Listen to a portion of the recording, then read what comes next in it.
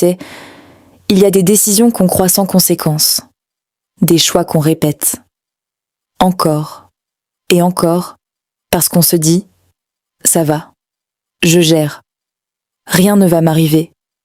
Mais la vie ne prévient pas toujours. Parfois, elle attend.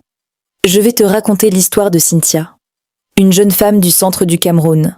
Elle vivait à Yaoundé, la grande capitale politique, la ville aux collines, la ville des ambitions, la ville où chacun veut monter, plus haut que l'autre, coûte que coûte. On ne naît pas comme ça. Cynthia avait grandi dans un quartier populaire du centre. Son père était chauffeur, sa mère vendait au marché. Petite, elle regardait les villas de Bastos comme on regarde un autre monde. Elle disait souvent à sa cousine « Moi, je ne vais pas finir ici ». Elle n'aimait pas la pauvreté. Elle n'aimait pas les fins de mois difficiles. Elle n'aimait pas voir sa mère compter les pièces. Très tôt, elle a compris une chose. La beauté ouvre des portes.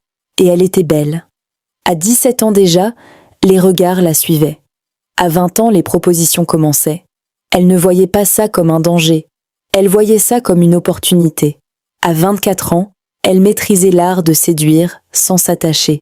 Grande, silhouette fine, peau lumineuse, toujours apprêtée. À Yaoundé, on la connaissait. Pas comme une célébrité, mais comme la fille élégante. Elle adorait les vêtements, les sacs, les talons hauts. Elle aimait qu'on la regarde. Elle disait souvent « Une femme doit profiter de sa jeunesse ». Et elle profitait. Les hommes défilèrent dans sa vie comme des saisons. Un commerçant, un étudiant, un cadre marié, un entrepreneur.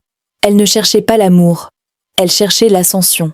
Elle voulait sortir du quartier familial, vivre mieux, plus grand, plus luxueux. Et elle savait que sa beauté était une porte. La première fois qu'elle est tombée enceinte, elle a pleuré.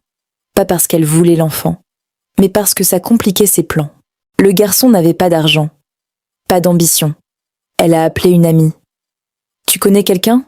On lui a donné un contact, une femme discrète, une petite maison derrière un carrefour poussiéreux. Ça s'est fait vite, sans dossier, sans suivi. Elle est rentrée chez elle le soir même.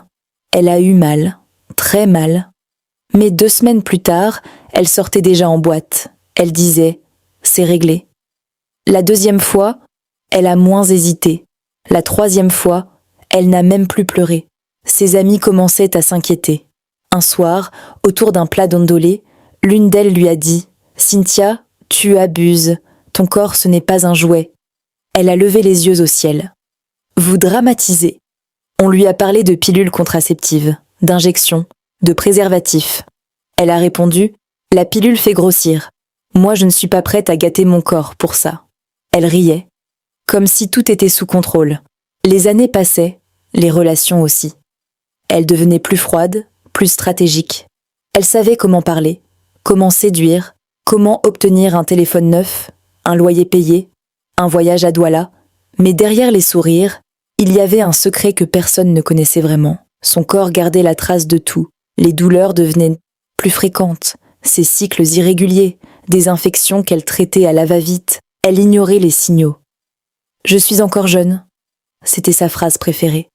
Puis un soir, dans un restaurant chic de Bastos, elle a rencontré Alain, la cinquantaine élégante, propriétaire de plusieurs entreprises, voitures de luxe, montres brillantes, parfums discrets et chers.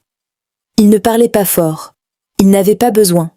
Il l'a observé longtemps avant de l'aborder. Il n'a pas parlé de son corps, il a parlé d'avenir. Il lui a dit « Une femme comme vous mérite la stabilité ». Ce mot l'a frappé. Stabilité. Il ne lui promettait pas des sacs, il lui promettait une vie. En quelques mois, elle s'est installée chez lui. Villa, personnel de maison, voyage. Elle a quitté la boutique. Elle ne travaillait plus. Elle était devenue madame. Le mariage a été somptueux. Invité influent, photos, robe importée. Ses anciennes amies chuchotaient « Elle a réussi ». Et Cynthia souriait, fière, triomphante. Elle pensait que tout ce qu'elle avait fait était derrière elle, comme si le passé pouvait rester dans un tiroir fermé. 1 an après le mariage, Alain a commencé à parler d'enfants. Il voulait un héritier, une petite fille peut-être.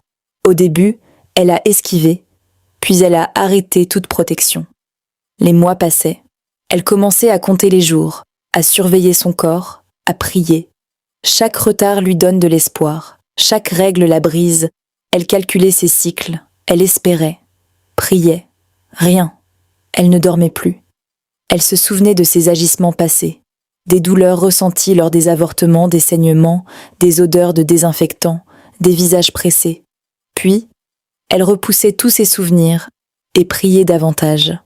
Alain lui restait calme, mais elle sentait son impatience. Un soir, il a dit doucement « On devrait consulter ». Le cabinet était silencieux, climatisé, blanc. Ils ont fait des examens, des prises de sang, des échographies. Les jours d'attente ont été longs. Cynthia ne dormait plus. Elle repensait à ses petites maisons, à ses tables froides, à ses douleurs ignorées. Le jour des résultats, ils étaient assis côte à côte. Le médecin a d'abord regardé Alain. « Vos examens sont normaux ». Puis il a regardé Cynthia. Son regard a changé. Il a parlé doucement. « Madame, votre utérus présente des perforations importantes. » Le mot a résonné. Perforation. C'est probablement la conséquence d'avortements répétés et non médicalisés. Silence. Alain l'a regardé. Longuement. Le médecin a ajouté « La grossesse naturelle sera extrêmement difficile, voire impossible. » Cynthia n'entendait plus la suite. Elle entendait seulement les voix du passé. « Tu abuses. Fais attention. Protège-toi. » Dans la voiture, personne ne parlait. Alain conduisait, les mains serrées. Arrivé à la maison, il a posé une seule question. « Combien ?» Elle n'a pas su répondre. Les jours suivants ont été froids. Il ne criait pas, il ne frappait pas. Mais il était distant, déçu. Elle se regardait dans le miroir. Son corps qu'elle avait tant protégé contre la pilule.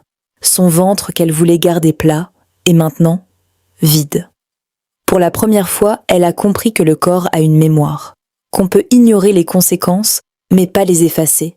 Elle a commencé un suivi médical, des traitements, des espoirs fragiles. Certains médecins parlaient de chirurgie, d'autres de fécondation assistée. Rien n'était garanti. Elle passait des nuits à pleurer, pas pour l'homme, pas pour le mariage, mais pour les vies qu'elle avait rejetées comme des erreurs. Un soir, seule dans sa grande chambre, elle a compris quelque chose. Elle n'avait jamais manqué d'intelligence. Elle avait manqué de prudence. Elle n'avait pas été victime. Elle avait choisi la facilité, choisi l'instant, choisi l'illusion du contrôle. Aujourd'hui, elle aurait donné tous ses sacs de luxe pour entendre un battement de cœur. Alain finit par divorcer d'elle. Un soir, elle retourne dans son ancien quartier. Elle marche seule, sans maquillage, sans chauffeur. Elle voit une jeune fille de 19 ans rire avec un homme plus âgé. Elle se reconnaît. Elle voudrait lui dire « Protège-toi, ne banalise pas. Ton corps n'est pas invincible. » Mais elle sait que personne n'écoute les leçons qu'il n'a pas encore vécues. Elle comprend que la maturité ne vient pas avec l'âge. Elle vient avec les conséquences. Cynthia change. Elle recommence à travailler. Pas par besoin d'argent, par besoin d'identité. Elle consulte un psychologue. Elle parle. Elle pleure. Elle accepte sa part de responsabilité. Elle ne se déteste plus. Mais elle ne se ment plus non plus. Elle apprend que le corps n'est pas un simple outil, que chaque décision laisse une trace, visible ou invisible. Aujourd'hui, Cynthia vit toujours à Yaoundé. Elle est toujours belle, mais sa beauté n'est plus son arme, c'est juste une partie d'elle. Son regard est différent, plus grave, plus lucide. Elle se dit parfois « Si j'avais su que vouloir protéger ma silhouette me coûterait mes rêves », puis elle s'arrête, parce qu'on ne vit pas dans les si. On vit avec ce qu'on a fait. On peut jouer avec l'image, avec les gens, avec les apparences, mais jamais sans conséquence.